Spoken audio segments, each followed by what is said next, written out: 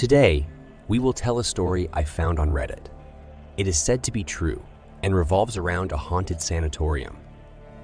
But before that, we wonder if you have any stories you would like us to tell.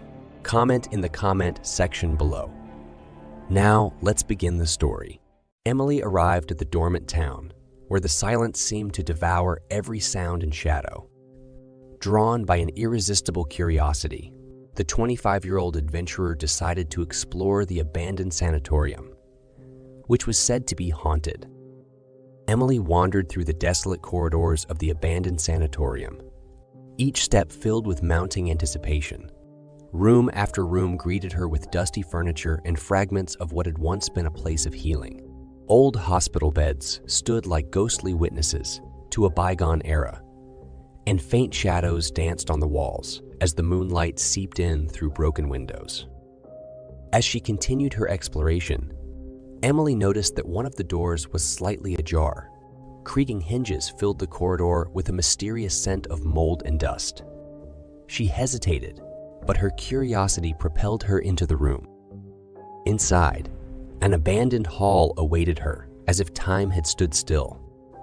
Old chairs were arranged in perfect rows, and a broken clock on the wall marked a long-lost moment. The cool breeze sweeping through the room felt like a breath from the past.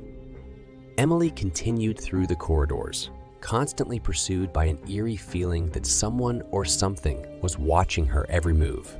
She encountered rooms filled with medical instruments from a bygone era, and libraries that had lost their pages' voices to the timeless flow of silence.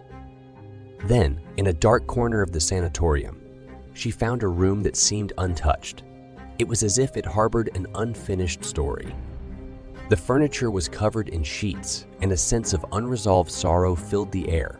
Emily felt almost like an intruder, as if she were stepping into a place where pain was still fresh.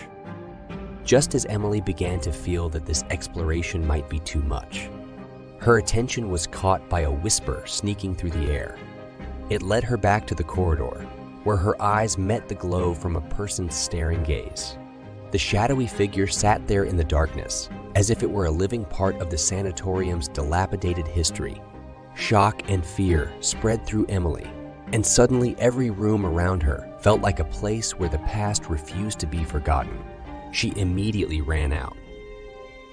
The days following Emily's visit to the abandoned sanatorium felt like a dream. Her mind was filled with memories of the dusty corridors and abandoned rooms. But something felt unfinished, as if the sanatorium's silent screams still echoed in her ears. One evening, Emily gathered with her friends to share their latest adventures. While they laughed and exchanged stories, one of her friends casually mentioned, "Have you heard about the sanatorium? They say there's a homeless person there, someone who wanders among its deserted corridors like a shadow from the past." A cold sting ran down Emily's spine as the words hung in the air. For a brief moment, time seemed to stand still, and her memories of the mysterious figure in the abandoned room came alive again. "A homeless person?" she replied, trying to conceal her surprise. "What do you mean?" Her friend continued to tell the local rumors about a lone figure that had become a part of the sanatorium's decaying beauty. It was as if Emily's own experience had become a part of the town's lore, and the rumor of the homeless person had woven itself into the story of the abandoned sanatorium. So they sat there, surrounded by friends, but Emily felt a chilly shadow of the past sweep over her. The homeless person's eyes, glowing with madness, still seemed to stare at her from the dark corner of her memory. And even as her friends talked and laughed around her, she couldn't shake the feeling that the sanatorium's secrets were deeply rooted within her, a part of an unforgettable night in search of the past.